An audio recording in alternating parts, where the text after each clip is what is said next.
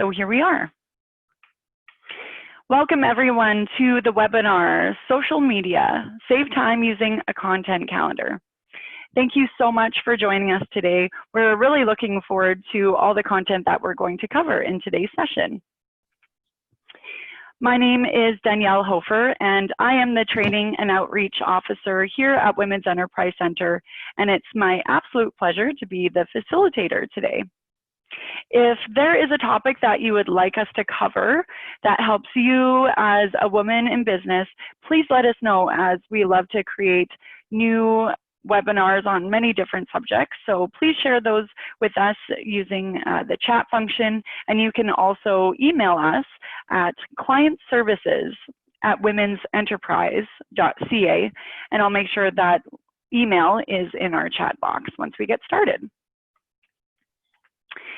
So if we haven't all been on a ton of webinars already over the past couple months, I do want to make sure that you can make the most out of today's session.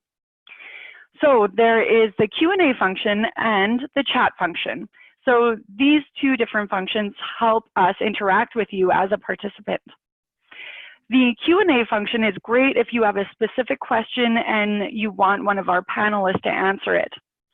The Q&A allows us to keep track really well of those questions, so I encourage you to use that. The chat function is also great if you want to share some information with other participants. Maybe you want to interact. The tricky thing with asking questions on the chat is sometimes it can get buried in the chat. So I really encourage you, if you have a question that you want us to answer, please put that in the Q&A, and you can see all of those little details at the bottom of your screen. If you have any questions throughout the session, technology-wise, you can also put that in the chat or in the Q&A. And I'd like to share with you a little bit about Women's Enterprise Center. So we are a not-for-profit organization devoted to helping BC women start and grow their own businesses. Our full range of services includes a business loan program of up to $150,000 with access to an additional $100,000 from a new partnership with BDC. We also provide business advice, skills training, mentoring, resources, and a supportive community to help women entrepreneurs realize their business potential. We do this through our 3 main offices, which includes Kelowna, Vancouver, and Victoria, but we are also scattered around the province as we have regional ambassadors in many different communities, and we are all working from home currently, so that really extends our reach from around the province. We are funded by the federal government through Western Economic Diversification Canada, and that is part of the Women's Enterprise Initiative, which also includes similar organizations in Alberta, Saskatchewan, and Manitoba. So if you are located in those provinces, there are resources for you there, and you can also learn more about what we do at wec.ca. So now on today's session, just as social media can represent a huge opportunity to connect with your customers, it also has the potential to eat up a lot of your time. A social media content calendar can help you deliver content that engages your followers while saving time in the process. Today, we are hosting social media consultant Jennifer Kolbuc, who will share her own 12-month content calendar and teach you how to use it. You will get a copy of Jennifer's content calendar template, and we'll also talk about why a content calendar is a must for your business, how to plan out your content, tips for images, and scheduling tools for social media. It is my absolute pleasure to introduce Jennifer Kolbuc, who is a founder of her own company, which is Mountaintop Consulting. Before Jennifer starts, I do want to share a little bit about Jennifer. She has spent over a decade working in social media with companies of all sizes, from large corporations to nonprofits to government agencies and everything in between. She now works with small, medium-sized businesses to create actionable social media strategies and marketing campaigns that will help them grow their accounts and their businesses. When she's not Instagramming, you'll find her playing with her kids or hiking on a nearby trail. If you're looking for training, coaching, or strategy support, reach out to Jennifer at Mountaintop Consulting. I would also like to introduce Alpana Sharma. She is with us today. She is a business advisor at Women's Enterprise Center. Aside from being a business owner herself, she also has a PhD in communications. So it is my absolute pleasure to have Alpana here to answer any additional questions, as she also manages our social media platforms. So welcome to you both. Thank you so much for joining us today. And now I will turn my screen over to Jennifer, who will take it away with her presentation. Perfect. Thank you so much, Danielle, for that warm welcome. We'll get our screen set up here in a moment, and I'll start sharing my presentation now. I guess before I do that right now, I will drop in the chat box that link to the content calendar. I'll do that now. You can grab your copy and follow along, or you can just simply watch my screen and then grab your copy after, as I don't want it to be too distracting for everybody listening in here. So that's the link there, just for quick reference. But again, Danielle will be emailing that out to everybody later, so no rush to have to grab that copy now. And yes, this recording is going to be available after as well, so no worries. If you missed something, it'll be sent out to everybody, I think, tomorrow. So you've got it. Thank you. Let me just start sharing my screen now, and we'll make sure we are ready to go.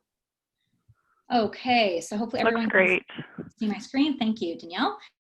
So yeah, today we're going to be talking about one of my favorite topics, which is how to use a content calendar to really streamline your social media. I know many of you listening in are probably all sorts of businesses, and social media is only one small part of the many, many things you have to do in your day-to-day business, and it can often feel really overwhelming to try and get it all done. So with this content calendar, my goal here today is to give you a bit of a structure and a bit of a plan to make it easier for you to use social media, and hopefully start saving you some time in the long run once you start getting into a bit of a system and routine. All these slides here, yeah, okay. There we go. So yeah, about me, Danielle already did the wonderful recommendation, but like she said, I've worked in social media for over 10 years, lots of big brands like Fairmont, Explore Canada, Vancouver Trails, but also lots of small brands that are just starting out, brands that didn't even have social media when they started and are now growing. I do consulting for small and medium-sized businesses. And yes, at home today, I actually have 2 kids, 3.5 and under. They are being supervised at the moment. And hopefully we won't have any toddler appearances, no promises. We'll do our best here to try and not have anyone rush into the room. So let's dive into what we're going to cover today.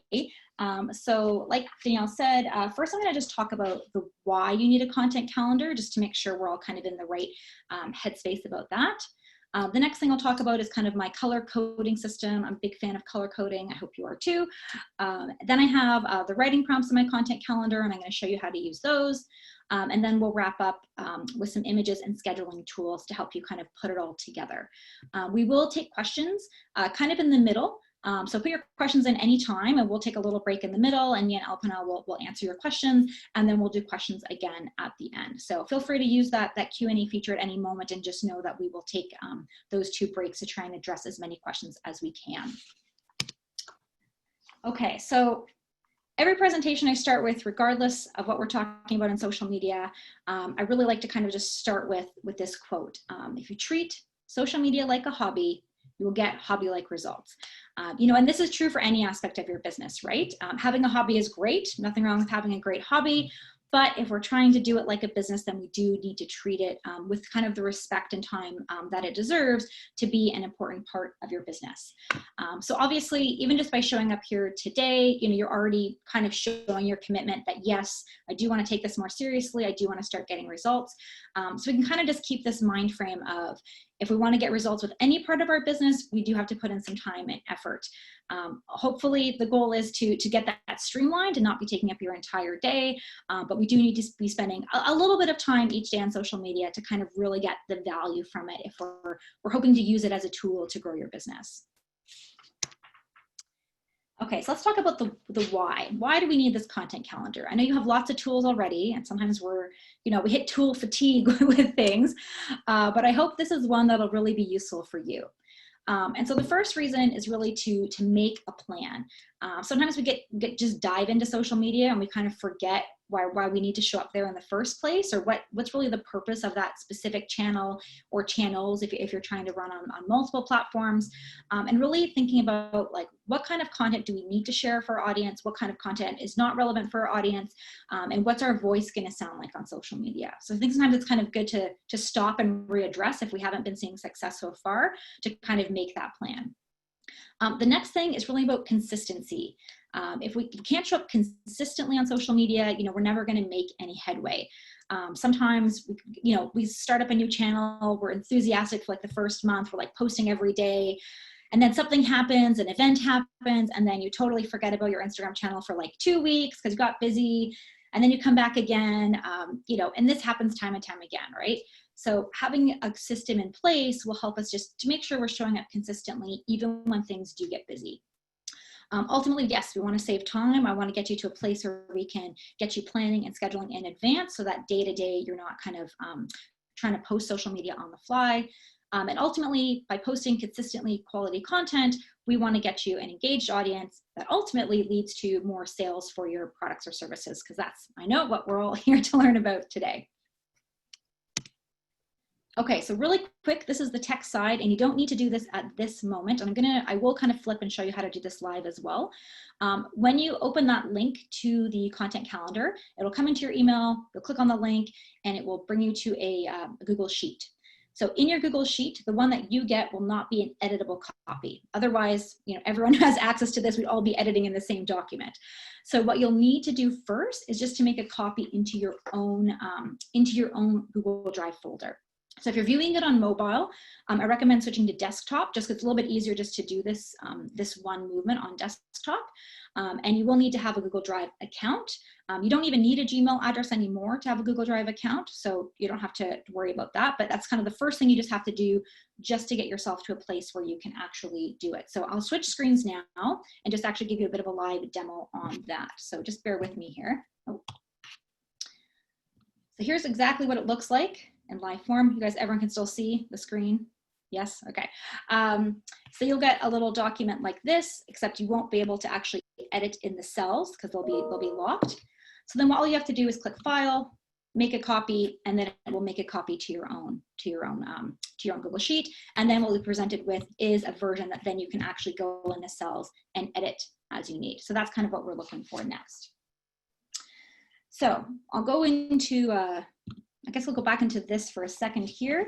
Actually, I'll keep talking about this on the flip so many times. So when you get the sheet open, this is kind of what it looks like. We've got the Read This First tab, which is a lot of the directions on how to save it. We've got tips and tricks, which are exactly what I'm going to be going through here today, but in a lot more expanded version. We've got a tab on writing prompts, and then we've got all 12 months of the year with 5 days a week of content in each cell. So all kinds of different content kind of mission-mashed in here. And as you can see in every month, I've kind of got a lot of similar color blocks to kind of help you get started. And these are kind of my core foundation blocks for how I build the calendar each month. So I'm going to explain to you kind of what those colors are and how we can kind of best use them. And I'll flip back to the calendar in a little bit after this, in case I know that was quite quick. So the first kind of piece of content I think almost every business uses these days are these kind of inspirational quotes. I'm sure you've seen lots of them on Instagram, especially. They work really well. But I think it's a really great opportunity to highlight someone you kind of aspire to, or a quote that really resonates with your business. It's also kind of a nice, easy win for Instagram when we're a little bit short on other types of content. And so I always have 1 or 2 places every month for inspirational quotes as kind of one foundation piece. The next piece of content I always have every month is blog posts. Now, if you don't write blog posts and that's not for your business, totally fine. Don't worry. You can just delete blog posts right out of the calendar.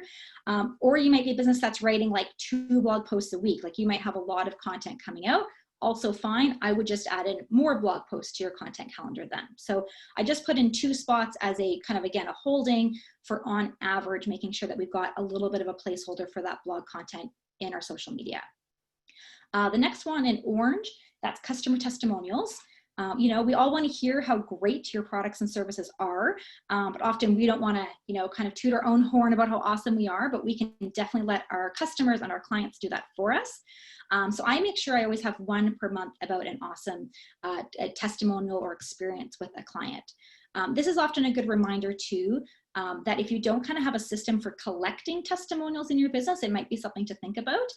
It could just be an informal, every now and again, you email a few of your past clients and you ask them for that testimonial, but kind of something to think about, because often we do the great work, but then you forget to get it in writing once maybe that project work is done.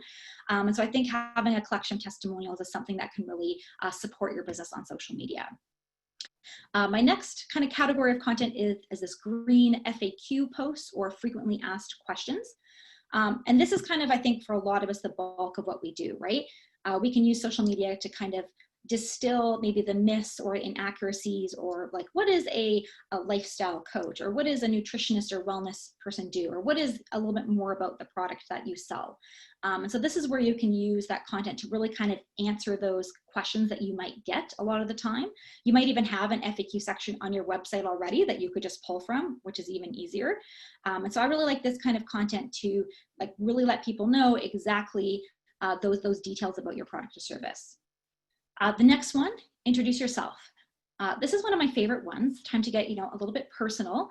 I know many of us, you know, on the call here this morning are small business owners, and you might be like the literal face of your business might be you. You might have a small team that you work with.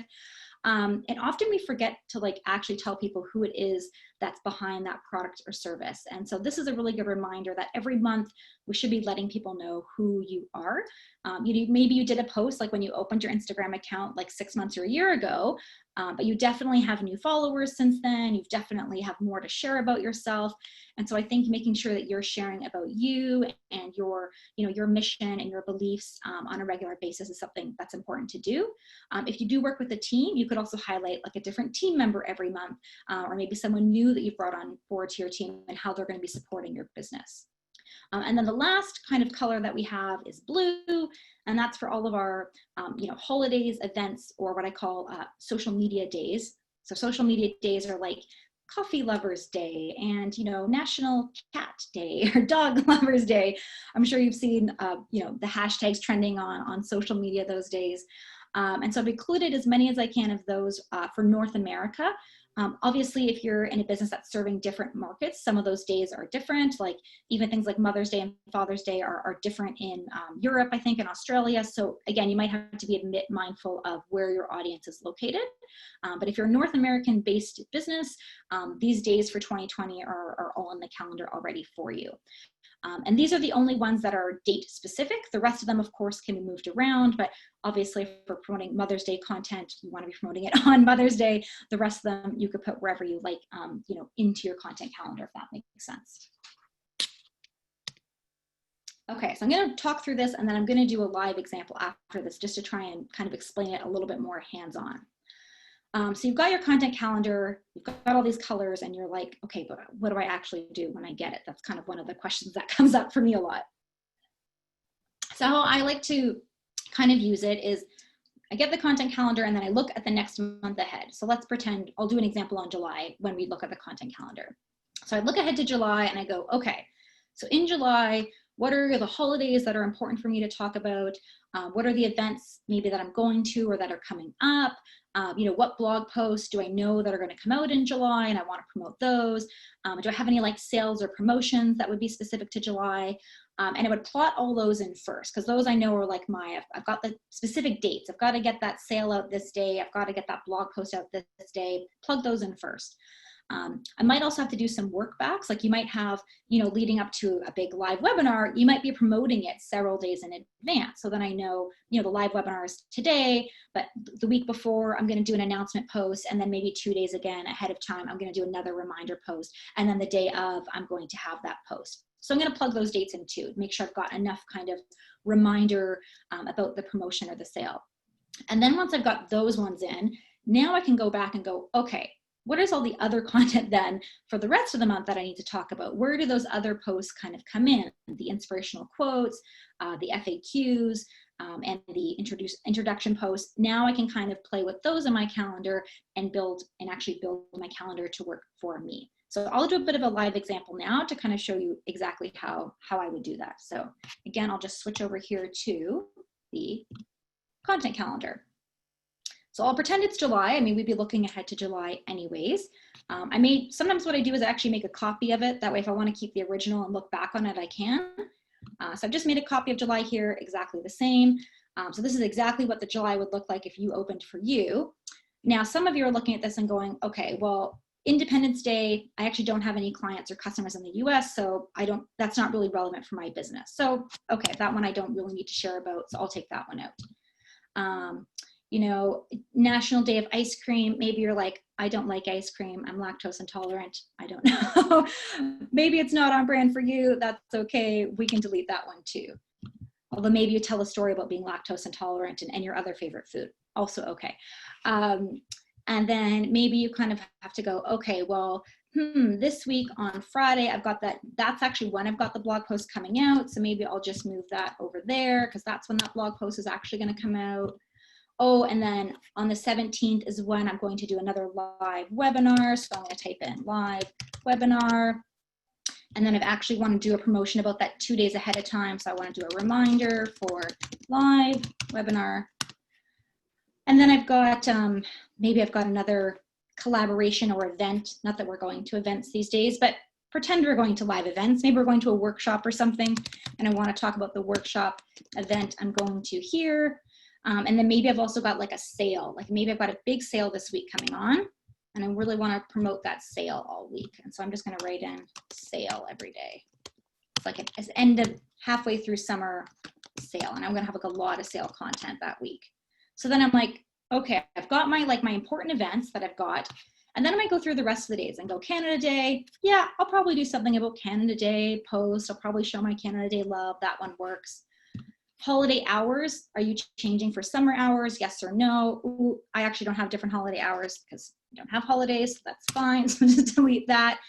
And instead, I can fill that in with something else. And so I'd go through every day and go, okay, so what's missing now? And what else do I need to put in to build out a content calendar for me? And so that's where the rest of the writing prompts come in. And so I've got this lovely tab over here called Writing Prompts. And there are 181 what I call thought starters, that's a lot, just to kind of give you some other ideas of topics to talk about. So again, I know we probably have a diverse set of businesses on the call today, but hopefully with 181 ideas, you can find a handful that will work for your business. And I'm going to chat about the writing prompts a little bit more in just a second. But you know, what I generally going to do is I go through and I maybe highlight the ones that speak to me the most, like, oh yeah, I definitely want to thank someone that I worked with recently. Let's make sure we get that one in there this month. Oh yeah, I want to talk about how I got to be an expert in social media this month, so I'm going to add that one in. And one thing, outside hobbies that have helped my business. I can talk about hiking and how I got into hiking and how that translated into maybe working with a certain client or customer. And then I can go and add those ones in for the month. So that's where all these extra writing prompts can kind of just get you started on other types of content to talk about when you're kind of struggling for like, well, what else do I say besides just my, besides just the sale posts and my events, what else can I put in? And then the idea at the end of this is you've got, hopefully, a whole month worth of content where you're like, wow, I've now got 5 days a week of content for July, and I know what I'm going to say every single day, and now I have to go and do the captions and the images. So I'll flip back here, we'll talk about writing prompts, and then we will take a little break to get into some questions. I know this is a lot to get in a short period of time. Go back to present mode here.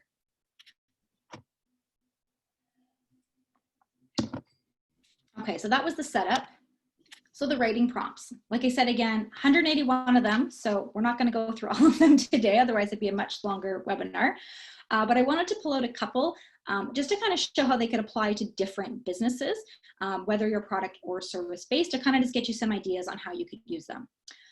So the first one I really like, behind the scenes. Everyone loves behind the scenes content in terms of, you know, like, how do you make that product? Like, how do you actually get the candles and the wax and the scents, and where do they come from? And maybe you can show a little bit of a behind the scenes there.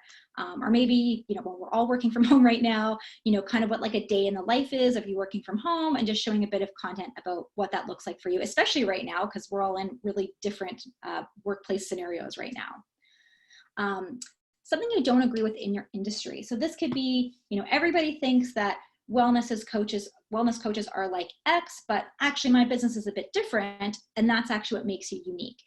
So this could be something that there's kind of these norms or even myths about your industry, and you can kind of showcase how your product or service is slightly different, and that's actually what sets you apart from other competitors in your space. The book or podcast. I really like that one for kind of showcasing, you know, who do you look to for inspiration in your business, right? As small business owners, we have to kind of like refill our cup all the time and replenish that inspiration to keep going. And so I think obviously books and podcasts are a great way to do that. And it's also a great way maybe to highlight someone else's product or service and give them a bit of a shout out on a recent book that you read or a podcast episode that you listened to, and why you found that person so inspiring. The mini interview, I love the mini interview. This is great because not only does it allow you to get more content for your channel, but if you partner with somebody, they will promote it on their channel as well. So I did a little mini interview on some COVID-19 social media kind of communication practices a couple of weeks ago with another social media person. And we were kind of talking about the changes that have happened in social media and how we need to communicate given that the pandemic's going on. And the benefit of this was we created a piece of content, but then we both promoted it to our channel. So that's kind of a nice thing to do to get a little bit of extra exposure with somebody else in your field, or even somebody else in a totally different field that might be relevant for you. Defining success. I think this is always important. I really like thinking about success in terms of what I did for my clients and how that was successful. So success might be somebody had such an amazing experience coming to your store and shopping with you, and you know, they bought. The success was that they had their dream dress for their wedding day, if you were, you know, a wedding store owner. Or success might be that they were able to work through that mental roadblock if you were a mindfulness coach or something like that. So we can talk about success in terms of how we help our clients or reach that success. New products or services, of course, we have to talk about those. Sometimes it seems obvious, but I often see clients kind of forget to talk about, like, oh yeah, you haven't talked about what you're actually selling on social media. And we don't want every post to be, you know, what I would call a salesy post, but we definitely have to let people know how to buy from you. So don't feel like you need to shy away from, like, here's exactly how you sign up for my coaching program, or here's the exact products that I have for sale right now, or here's the new lineup that I have for summer coming up. We want to make sure that's still front and center so people can support your business with their dollars. Hardship or struggle, I think those ones are still important too, in terms of kind of really relating to your audience and showcasing. I mean, especially right now, I know lots of small businesses, it has been a struggle. Some businesses had to close. We're reopening with new restrictions, and kind of sharing just the realities of what that might look like for your business and how we're still trying to navigate that. I think it really opens you up to be authentic and be honest with your audience about not everything is perfect all the time, and that's okay. We're all real human beings. And so I think having posts that show that you're kind of working through something, or you have worked through something, is a really nice piece of content as well. And then myth busting. I love myth busting in terms of just breaking down those stereotypes in your industry. You know, it's like the top 3 myths about X industry. People love that kind of content. And then the last kind of prompt I have here, just again for some more ideas, ideas to let go of, like, what are you doing differently maybe in 2020? Especially, I feel like we're all probably doing things differently right now. So you might have had an idea in January 2020 of how you're going to run your business. And guess what? March happened and we had to totally pivot and change. And now we're running our business this way. Your business win, yes, definitely share your wins for the quarter, for the year, for the month, something that was super impactful for your business. How you got started. I think it's always really great to kind of showcase your why in terms of like, well, why did you start this business? Or, why did you leave this job to be so passionate to start something new? And why is that so important to you? I think any small business owner has the story of how you got started. And often people don't realize how important of a story that is until somebody else asks them. So I think sharing that journey about how you got where you are today is always a great piece of content for social media. And the last one here I'll leave you with is overcoming fear. Gosh, if you're a small business owner, you're working with fear all the time. It is scary to run a small business and take risks and do new things all the time. So there's definitely fears I know that you've had to overcome and work through. And so share some of those and share some of maybe your tips and ideas of how you got over the fear of your first launch or the fear of opening that store or of starting a new product line, and now where you are today, and you're so glad that you were able to kind of work through that fear and get you to this place where you are with your business today. So that is a lot about the content calendar. So I'm going to take a little pause right now because we're about halfway through, we're 10:30 actually, it's perfect timing. And let's open up some of the questions to people now. I will stop sharing so we can do that. Perfect. Thank you so much, Jennifer. I learned so much in that half an hour. Wow, I'm really inspired. So thank you so much for sharing. And I saw a couple of comments that people are really thankful for that Google Sheet. So thank you. There is a question here from Katie asking, she says, first, thank you so much for the calendar. It is a great resource. In the calendar, do I want to post something every day? How often should I be posting? Good question. I will address that a little bit later on. Specifically, it's a good question, but I'll answer it now. And so I always say, like I said, consistency is key. And I put in 5 days a week of content. I think some businesses do 7, and that's great for you. I feel like 5 feels more attainable to people. For me, myself, I don't post content on the weekend typically because, I like to have the weekend, off for my business. I mean, many of us as small business owners don't really have a day off, but I like to pretend that I have a day off. And so it's what works for you. If you can do 4 days a week consistently, that's great. I wanted to at least give 5 days a week of content for people who are ready to get to 5 days a week of content, but it's more important that you find a pace that you're able to keep up consistently than burnout, right? And do like 7 days a week for like 2 weeks and then just 0 for a couple weeks after that because you've kind of used up all your energy with it. Yeah, good question. Great. Alpana, do you have anything to add around creating ideas for content? Yeah, so I really liked, Jennifer, your slides when we were talking about writing prompts, and there's some great ideas. And so stories are very powerful. And what Jennifer mentioned, you mentioned about hardship, struggle, overcoming fear, how you started, or why you started, what motivated you. All those are your stories as a business owner. So use that because that will help you in making the connection with your client. And those are very powerful. So at Women's Enterprise Center, we profile our clients a lot, whether they are mentors, loan clients, and we share their stories on our social media, whether it's Twitter, whether it's Facebook, Instagram, LinkedIn. So I think that's a great advice, Jennifer, is to share those stories. That will help make good connection. And another thing that you pointed out, which I want to highlight, is being consistent. Like I've seen a few accounts where you see a post which was done about 3 months back and then nothing happened after that. You don't want that. So like you said, 4 days, fine, whatever works for you, but at least be consistent. Do that. It'll really give people a good idea about your business brand. You don't want that gap.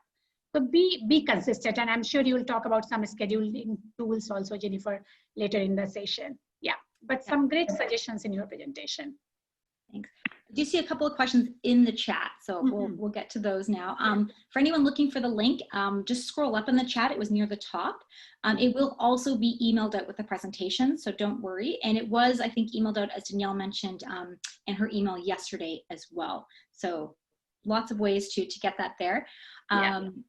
And one small thing that I want to add is look for typos. Like sometimes we're in such a hurry to post, like we miss an I or maybe an S, and it brings totally different, gives a totally different meaning to your post. So don't be in a hurry to post. It's pause for a minute, look at the typos, spell check, and that, like, be professional in what you post. Yes, and that, I thank you, Alpana, for mentioning that, because that's one of the reasons I use the content calendar, is because I actually sit down and I type out my captions for at least a week, if not 2 weeks at a time. And I do it, for me, I do it in a Word doc or a Google doc. And that way I'm not typing them on my phone. If I type on my phone, I know I'm going to make spelling mistakes. It's really hard for me personally. But if I type it in a Word doc and I take the time to sit down and proof it properly, I'm much less likely to make a typo. So that's another great reason to use the content calendar, is to kind of make you sit down and plan your content, write the captions in one time, as opposed to you're busy, you're on the road, you're trying to just type a quick caption up, and then you don't notice that you've made that typo. Jennifer, there's another question. Would you post the same content on Instagram and Facebook? Yes, good question. So typically when I'm starting out with businesses, I say yes, go for it, because I'd rather have you have content go out than not at all. We do want to make sure simple things like, you know, hashtags we don't use on Facebook. Things like saying, check the link in my bio, obviously does not work on Facebook as well. We want to include the actual link. So there are some nuances like that.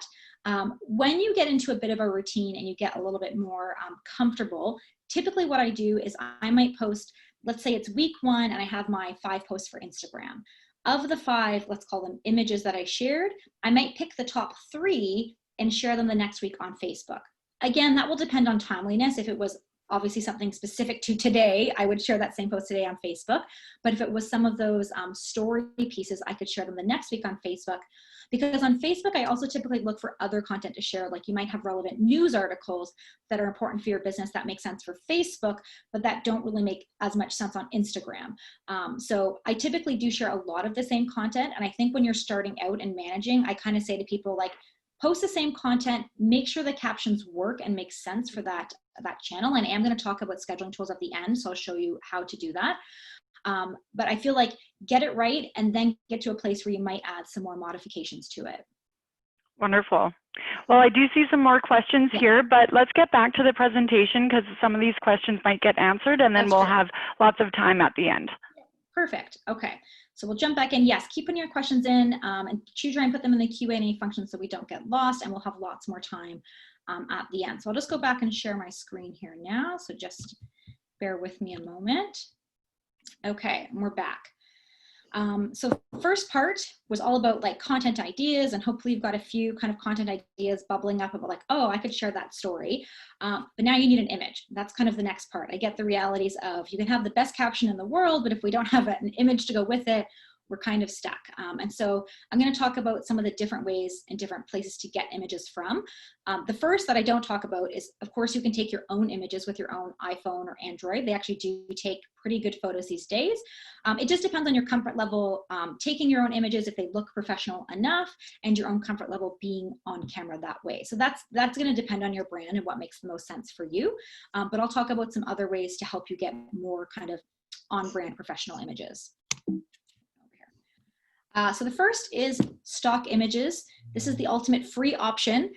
I've linked to 2 of the sites here, and so you can click them in the presentation, which will be sent out, and we will be sending out these links after in the email. But 2 sites that I use a lot are called Pexels and Unsplash. I use them because they're free, which is great if you're a small business owner. And in most cases, you don't require credit for them. It is nice to give credit when you can, but it's not usually necessary. That's kind of one of the rules of these 2 sites. And so they're typically good for generic types of shots you might be putting text over, really good for blog header images as well. But I would say for stock images, they're not great for your entire social media feed. Obviously, they're not customized to your personal brand and your business.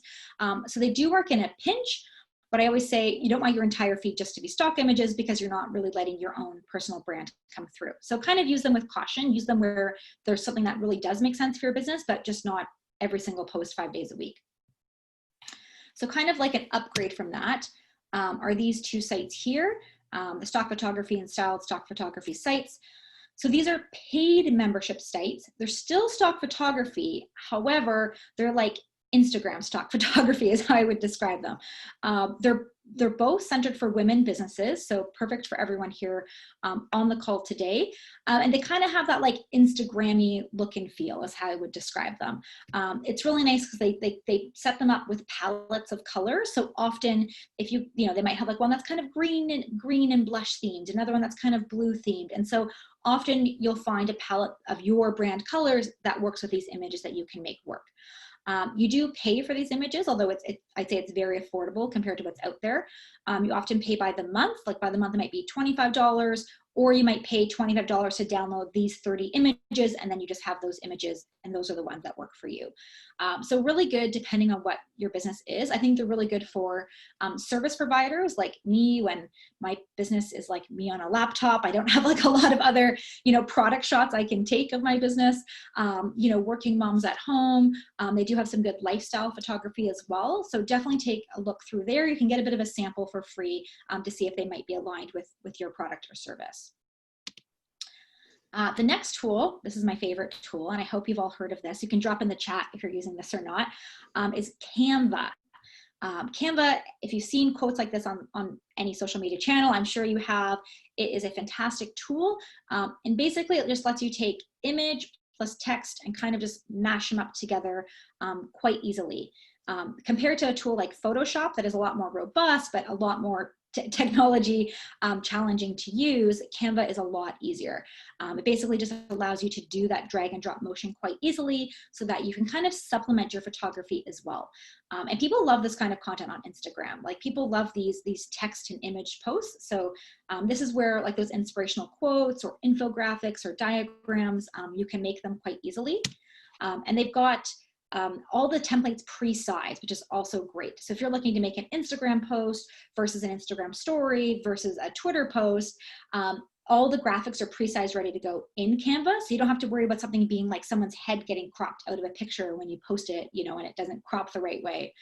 And it's free. So they start with a free plan, and I like free plans. I think we all like a free tool that we can try out. It also has its own database of photos in Canva. So if you're also looking for stock photography, Canva actually has a ton of stock photography right within the tool itself.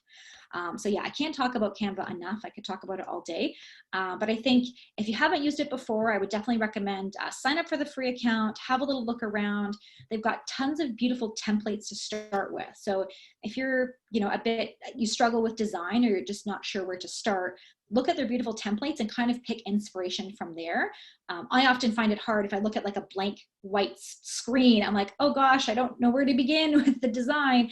But if I can kind of find a template and then change it to my brand colors, put in my brand font, then all of a sudden it starts to feel a little bit easier. So if you haven't checked out Canva, there's all kinds of great tutorials in the tool itself that'll kind of help to get you up to speed on it. But it's definitely a great resource for small businesses. So the next one, if we're kind of taking it like a little bit of a level up, it's the brand photo shoot. So if you're in a place where you're like, I really need to get some on-brand images, I need to be in the photos, I really need some beautiful product shots, that's where brand photo shoot can come in. And so this was a client I worked with on a brand photo shoot. You can kind of see the before, she knew what her colors were, but she didn't have any photos of herself to put in the feed that were professional. And so I work with a photographer on a package for brand photography where then we kind of say, what do we need to communicate on social media and on your website? And how can we get you in front of the camera for some of these, beautiful images that really convey what you do? And yes, I actually am in the images here as an extra in the prop. I always seem to work myself into an extra in my clients' background images for them. So that's kind of the next level if you're kind of ready to be like, I need to take it up a notch and get some beautiful brand photography. And so that's where we tell your brand stories and photos. We look at some props for what works for you. We look at what makes your brand unique, and we try and tile those together in a photo shoot. Now this account, Mortgages by Tori, I haven't worked with her. I just love her account. She's a mortgage broker. Now, a mortgage broker, let's be honest, visually, that is a tough sell on Instagram, right? Like really important service, but visually, how do you put out content 5 days a week about a mortgage broker? So I encourage you, if you're kind of in like a field where you're like, oh, what would I ever put out on Instagram? Take a look at her account. And I think she does a fantastic job of really being on brand, providing great content, but her visuals also really work for the service that she provides. So I don't think there's any industry that we can't get visuals for. We just sometimes have to get a bit more creative in what those visuals might be to really make it work for you. I think we're coming to the end here. Okay, scheduling your content. Yes, this is the last little bit. I know we have probably so many questions to get to. So yes, with all of this, the idea is we get you set up for the month with your captions and your ideas. We get you some images, whether that's creating your own with Canva, having a brand photo shoot, using some stock photography. But then finally, the last piece is scheduling. Because to really save time, I don't want you to have to be on your phone every day trying to manually do it, trying to manually upload, something doesn't go out, you get busy, and then we forget to post. So I picked out 3 scheduling tools here that I have personally used. There are lots more out there, but I think these are 3 of kind of the best and also affordable. And they all let you schedule your content in advance across all platforms so that you can put your content out, schedule it, and then the day of, you don't need to be looking for that image or copying and pasting that caption from your phone, also avoiding the typos that we talked about. If you're a Instagram kind of first business, or that's kind of your main platform, my favorite one is Later. I think they kind of have the best interface for drag and drop. The only drawback of Later is that it does not interface with LinkedIn. So again, if you're more of a B2B business and LinkedIn is really important for you, Later might not be the right tool, and you might want to look at Hootsuite or Buffer. Buffer is the only one that doesn't come with a free plan available, but I think it starts about $12 a month. So again, quite affordable if that's the one you need to go with. And Hootsuite starts with a free plan as well. I'll just show you quickly what Later looks like as some screenshots here. So on the left image, you can see I can kind of upload a ton of images at once, which I like, because if I made a whole bunch of images in Canva, I just drag and drop them right into Later for whenever they're ready to go. And then I can schedule to multiple platforms at the same time. I know that was one of the questions here. So I could have my one image, I could tick off the platforms it needs to go to, and then I could customize the caption so that it is correct or that it does sound correct for that platform, but I could do it all at one time. So one picture, all the platforms, scheduling all at one time, ready to go. And then they have this extra little tool here on the right where you can preview your feed for Instagram. So if you're really into like the Instagram aesthetics and you'd like to make it look a certain way, you can see exactly how it will look on your feed, and you could be like, oh, those 2 images are quite similar. I might actually push that one out to next week, or I might need to change something. And so I just like that if you're trying to kind of get things into the right place, that it'll be a nice kind of design feature for you. And then lastly, because I know everyone will ask, but when do I schedule the content? That's always a big one. So this was written pre, COVID-19, when we were all actually working in offices still, and it was kind of like those commute times and lunch break, and obviously many of us are not commuting right now. However, I still think, at least for myself, I know I check my phone first thing in the morning. I definitely kind of still have that like afternoon lunch break, coffee break, tea time, and then evenings for sure. So I think there's still a rhythm to the day. It's definitely changed a little bit because of how our work has shifted online. Weekdays still tend to perform better than weekends overall, just in terms of people being actively online and looking for your content. But I always kind of tamper this with when can you be online as a small business owner? Let's say, like, I have one client who works in like sleep insomnia, so her client might be online at like 2 a.m. scrolling through social media because they can't sleep, but she's not going to be online at 2 a.m. So that's not a great time for her to post. And the reason for that, on the last slide here, is we want to be able to check our posts going live still every day. So even though you're going to schedule the content in advance, when that content goes live, I do want to be able to reasonably check it within when it went live, because sometimes things still happen. You might still have a typo. Sometimes that image, you thought it was this, but it ended up being that. And most importantly, if you do get comments and questions coming in, you want to be able to answer them right away. It's good for, responding quickly, and then it's also good for the Instagram algorithm saying, hey, there's a lot of engagement on this post. That's great. We're going to show that post to more people. And finally, I'll just leave this with, while we're all scheduling our content in advance, that's great. Obviously, I cannot stress enough with, you need to be mindful of what's happening in the world. 2 or 3 weeks ago, you might have scheduled a whole month of content, and that content may have needed to dramatically shift in light of what's happening. And so, Obviously, this content calendar is not built for what's happening in politics or in health or in the world. So please keep that at the forefront of your mind, that while I do encourage you to schedule your content in advance, you don't want to have a post that goes out that seems insensitive to what is happening. And so just kind of being mindful and checking in that we're not scheduling the content and then forgetting about it and then seeing it go out and going, oh, that probably wasn't the right message for today. So again, kind of just keeping that top of mind whenever we're scheduling content in advance. So that wraps up for me here. I'll just tell you a little bit more about me, and I know that there's tons of questions, so thanks for sticking with me here to the end. For anyone here who's listening in today and is kind of ready to get some work done, but they know they need a bit more support, I do offer social media coaching and training and strategy for small businesses, and I would love to be able to help out any of the women business owners we have here on the call today. And so one of the packages that I'm offering right now is a coaching package where you get 2 one-hour calls, on Zoom, obviously right now, with me, and we could chat through whatever you want. So this could be me building you a custom template so we get your ideas in that custom calendar. It could be me helping you get Canva set up and getting some custom images for you. It could be reviewing ads. It could be talking about hashtags, whatever you need to kind of keep moving forward. And then what we pair that with is email access. Because I know often we come to these webinars, we're like super pumped up and we're excited and we get the free tool, but then you get busy, something comes up, we forget to implement it, or you get stuck with a bit of technology and you don't really have anyone to ask. And so that's what this coaching package gives you, is it gives me, email access to me, anytime, so that I can kind of help keep moving you forward, answering those questions in between and making sure that you have, the content, the resources you need to make sure that we're on track. And so I know many businesses owners have been impacted, maybe had to, adjust your business because of the pandemic. And so I am offering a special right now in my coaching because I want to be able to reach as many people as possible. And so right now, if you sign up for my 3-month package, you basically get a month free. It's how the pricing works out. And you can check out the link there for the full details, but I would love to be able to work with you, start getting your social media, on track or up and running, and kind of help you get results and ultimately help you to feel empowered to use social media in the way that feels right for you and your business. So that's it for me.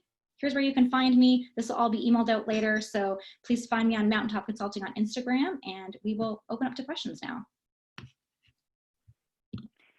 Thank you so much, Jennifer. I, again, learned so much, and you have so much knowledge to share. So I really encourage anyone who is looking for the extra help to check out Jennifer's business, and we'll certainly be sharing those links after the session.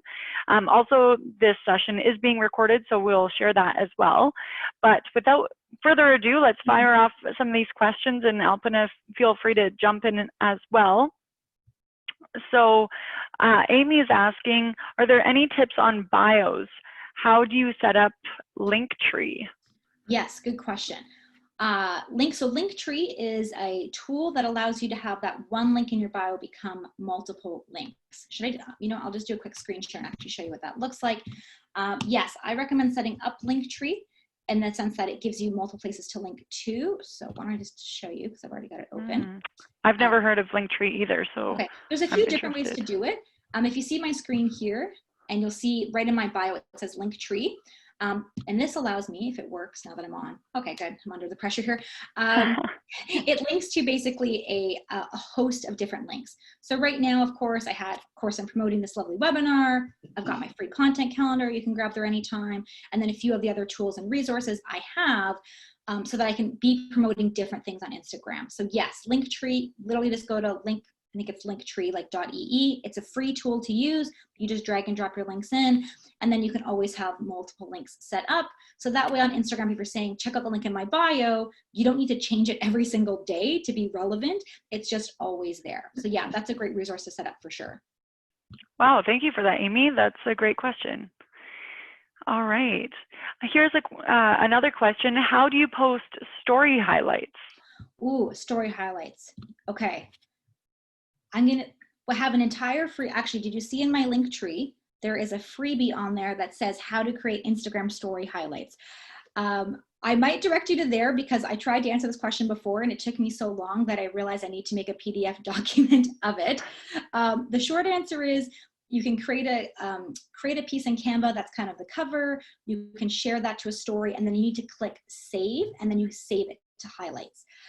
So again, it's a much longer answer than that, unfortunately, and it works better with the visuals, but I have in that link tree on Mountaintop Consulting, you just click the Friday freebie and it'll actually just open up into a PDF document that gives you a step-by-step walkthrough on how to create the highlights. Perfect. How about in the follow-up email, we share your Instagram link and then people can find your bio there. Perfect. Absolutely. Okay. And also, Danielle, Jennifer has done a couple of blogs for us on Instagram, I believe, Jennifer. Yes. So we can include links to that also. That's on our website.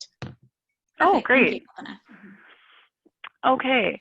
So Miranda asks, how do you ensure that visuals match up with the content, i.e. to ensure your grid is visually appealing? We talked a little bit about the tools. Is there anything you'd like to add to that? Yeah, I guess it depends on, I know you've got a couple of how they match up. So I use later in terms of how they match up. Now, yes, some people get really beautiful design in terms of like the tiles actually like connect into that. So typically, yes, you would need to use a bit of a different tool to plan that, or it's easier to make it in like one of those other tools and then kind of cut them into squares. So I don't go that far with my designs in terms of like my Monday post physically touches my Tuesday post and they connect. Some brands do, and they do an awesome job of that. I don't think they need to be that connected unless, of course, I mean, if you're a designer and that's something that's important to you, absolutely. But then yes, some of those other tools would be more important to make kind of a bigger grid and then cut the squares up to fit that. Right. Oh, here's a really good question. Speaking of the political climate, if your business is on social media, should you post and engage? How do you do this without being performative? Good question. I have actually this week I put out, I am putting in the series of putting out a number of posts. Yeah, I feel like, especially right now, I feel like last week, even for me, I really had to do some deep thinking on my own stance on things and what is my role in this and how do I speak up and what's the right thing to say. I know sometimes as business owners, we're so scared of putting our foot in our mouth, but then I also think not saying anything sometimes can be saying something. It was a tough week last week and it still is. I think when big issues happen, we do need to examine our own biases, take a bit of a deep look, and if it feels right, which often I think it is, to put something out. I do think that a lot of the work really has to come inside, and personally, and you're right, posting one square on Instagram doesn't fix the race issue. But what I've been trying to do then is share like Instagram stories from other people in that space who have great resources, and that's kind of my role. I'm certainly not an expert, but I am looking on people who are experts and sharing their resources. So you've got to try and find what's right for you, but I do think there's a time and a place to put out that message and really being authentic on what changes you can make in your space. Thank you.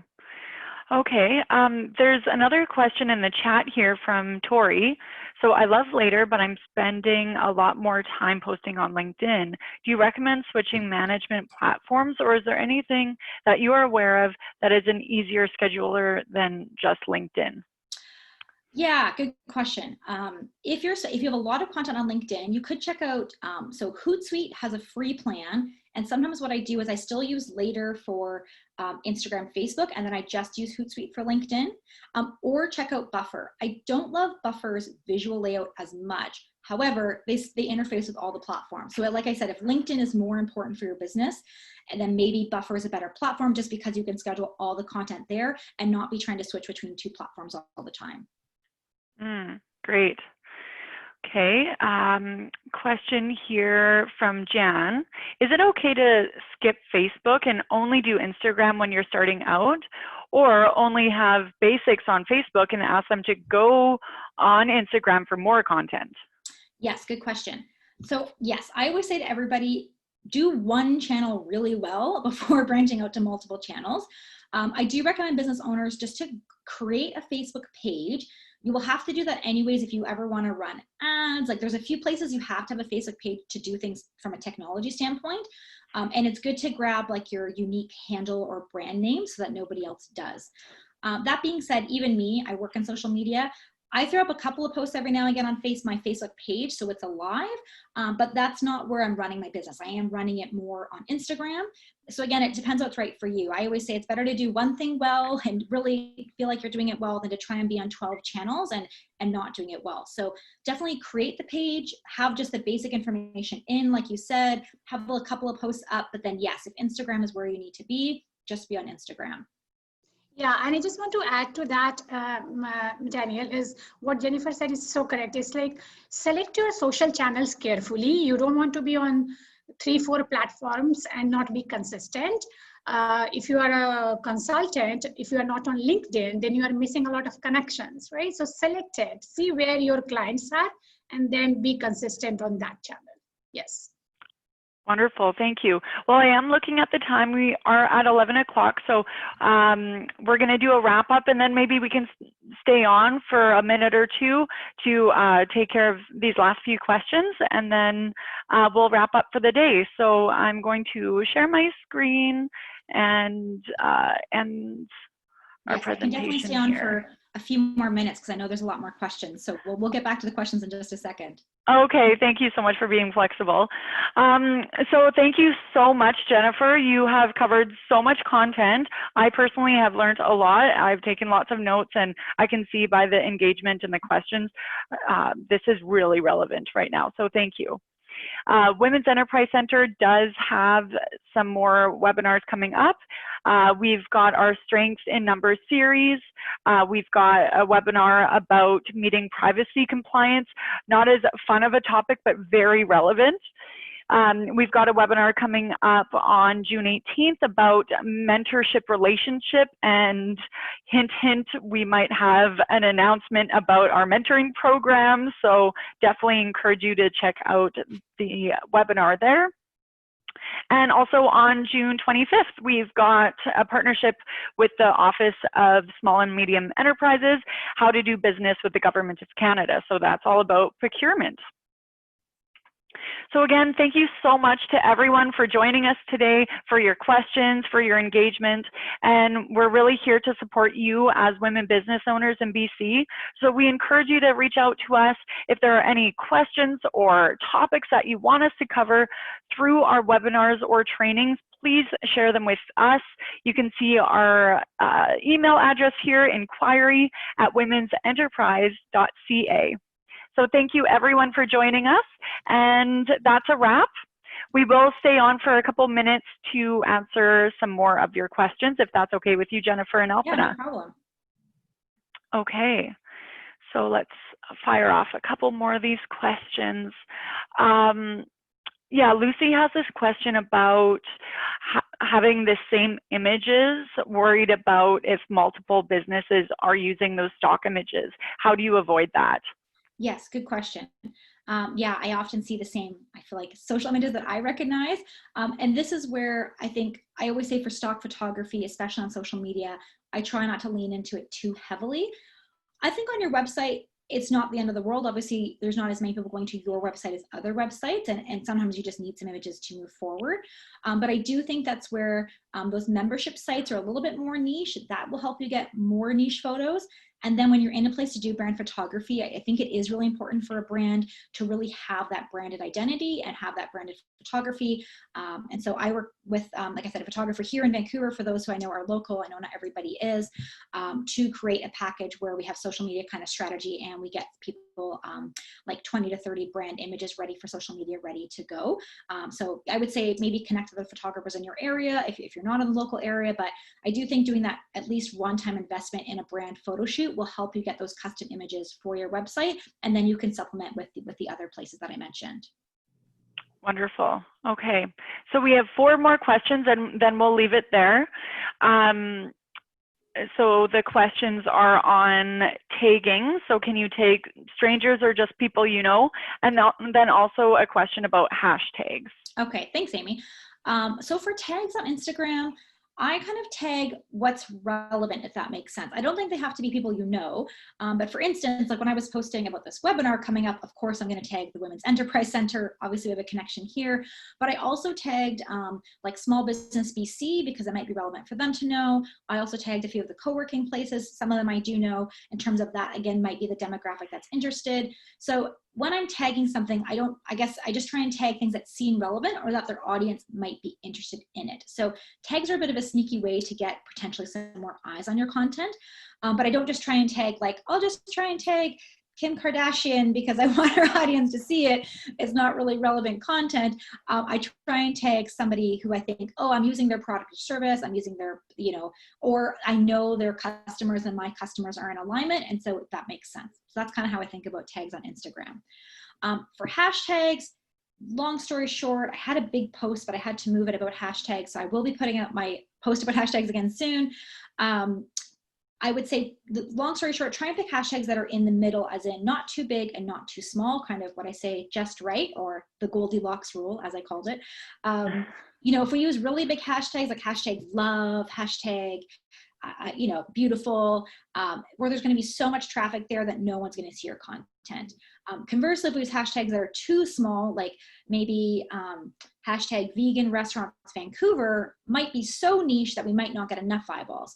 So we might kind of want to find that middle ground where we've got enough people using the hashtag, and I would call that like 10,000 to up to 500,000, let's say, as a ballpark. And then also think what's on brand. So think about what's on brand for your business. Think about location, if location is important for you. And even for me, even though I could work with anybody anywhere, I typically tag a few of the locations like Vancouver and Port Moody because that's where I'm physically located. And then also think about what content your audience is looking for. So in addition to using social media hashtags, I might hashtag about like mom life or moms in business to try and kind of broaden that reach about other people who might be kind of in a similar space to me. So that's a good question. Yeah. Great. All right. We've got 2 more questions here. Where do you see TikTok playing a role in the new social media landscape for business? Oh, yes. There's always something new. Yes, I think TikTok, brands who are doing it well are doing a great job. I always say it's like anything. Before you jump on the bandwagon, you have to stop and go, well, 1, do I have the capacity to start a new channel? 2, is the audience on TikTok aligned with my audience, and does that make sense? And 3, if I open this up, can I commit to doing it long term? I think TikTok is a really interesting model. There isn't a lot of analytics around it yet. It doesn't mean it won't come. They're just not available yet in the way that we have analytics on other channels. So I think it's like anything. It's like, do I have the capacity to use it? And is that how I would use TikTok in alignment with how my audience needs me to be? So if you love that kind of content and it's for you and you're like, I love doing a dance off and I'm doing this stuff and that, go for it. If that's totally not your jam, then I would say don't worry about it for now. But I always think keeping an eye on like, ooh, what's happening in other spaces is important. Great, thank you. And our last question for today is a question from Jan. So my industry, craft chocolate, it seems that most of those engaging are other people in the industry, not customers. It sometimes looks like it's an industry club of friends. How do I get more potential customers to engage with my business once I start it? Good question. So yeah, often there's a lot of people who work together and you might comment on each other's posts. I still think that's important because it does help get that visibility and engagement on your posts. But yes, if ultimately there are people who are not going to buy your wonderful craft chocolate, not great. And this is where, and I could do a whole other presentation on engagement and doing kind of like outreach is so important. We all post content and then we're like, I posted it and they will come see it, and unfortunately it doesn't always work that way. We need to make sure we're going and doing a bit of outreach. So Jan, for you, I would do a little bit of a think on, okay, who's your target client? Who's your target demographic? And then how can you use Instagram to reach out to those people? Who can you be following that are your target clients and potential? Who can you be sending direct messages to? Whose content can you be engaging on? So if you think about it that way first, that'll start to build the cycle of getting the right accounts following you, getting the right people in your kind of your pipeline, and that'll help to build the right people who will turn into customers. Fantastic. Wonderful. Alpana, do you have any closing thoughts or comments before we wrap up this session? So that was a great presentation, Jennifer. Thank you so much. And just one point that I want to add is A lot of times the clients might have customers in another country, so there's a different time zone. So when you are scheduling, maybe schedule a couple of posts for those clients also. If you have a relationship with a client in Australia or Asia, so that's a different time zone. So maybe schedule a couple of posts targeted toward that audience. Yeah, absolutely. Yeah, but that was a great presentation, Jennifer. I learned a lot. Thank you. Thank you. I know it was a lot to cram in. I'm sorry. I feel like I always try and put too much in my presentation, but it's hard to cut things out because I just enjoy talking about it so much. Wonderful. Well, it really shows, and I look forward to getting the recording. And again, thank you so much for everyone for staying on to the end. That's really impressive. So we're going to wrap up the session today. Thank you so much, everyone, and all the best in your businesses. We'll see you next time. Great. Thank you, everyone. Thank you. Okay.